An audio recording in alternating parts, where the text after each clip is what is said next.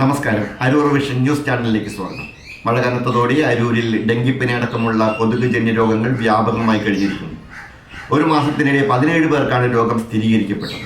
ഈ സാഹചര്യത്തിൽ പകർച്ചവ്യാധി നിയന്ത്രണവുമായി ബന്ധപ്പെട്ട് ആരോഗ്യ വകുപ്പ് നടത്തിയ പരിശോധന അരൂർ ഭാഗത്ത് കൊതുകുകൾ വളരാൻ സാഹചര്യമുള്ള സ്ഥാപനങ്ങളിൽ ശുചിത്വ പാലനത്തിനും മലിനജല നിർമ്മാർജ്ജനത്തിനും നോട്ടീസ് മുഖേന കർശന നിർദ്ദേശം നൽകിയിരുന്നു.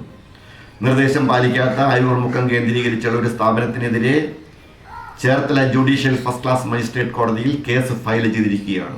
വാർത്തകൾ വിശദമായി.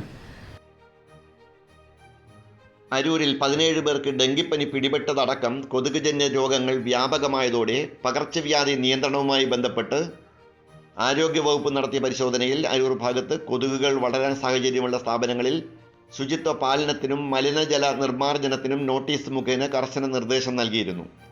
നിർദ്ദേശം പാലിക്കാത്ത മുക്കം കേന്ദ്രീകരിച്ചുള്ള സ്ഥാപനത്തിനെതിരെ Cherthala judicial first class magistrate കോടതിയിൽ കേസ് ഫയൽ ചെയ്തു. പകർച്ചവ്യാധി നിയന്ത്രണവുമായി ബന്ധപ്പെട്ട് അരൂർ ഭാഗത്തു നിന്നുള്ള ആദ്യ കേസാണിത്. അരൂർ മുക്കത്തിന് സമീപം പ്രവർത്തിക്കുന്ന ES ട്രേഡേഴ്സിനെതിരെയാണ് കേസെടുത്തത്. ആക്രി സാധനങ്ങളടക്കം കൈകാര്യം ചെയ്യുന്ന ഇവിടെ പരിശോധന നടത്തിയ ഉദ്യോഗസ്ഥർ ആദ്യം വാക്കാൽ നിർദ്ദേശം നൽകിയിരുന്നു, പിന്നീട് നോട്ടീസും നൽകിയിരുന്നു. എന്നിട്ടും പരിഹാര നടപടികൾ സ്വീകരിക്കാത്തതിനാലാണ് പൊതുജനാരോഗ്യ ബിൽ അടിസ്ഥാനപ്പെടുത്തി കേസെടുത്തത്.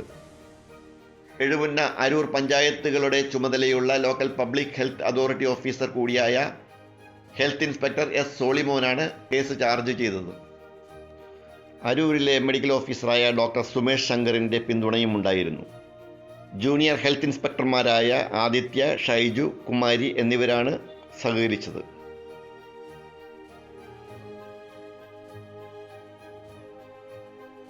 അരൂർ വിഷൻ ന്യൂസ് ചാനലിന് വേണ്ടി LS അശോക് കുമാർ. നന്ദി.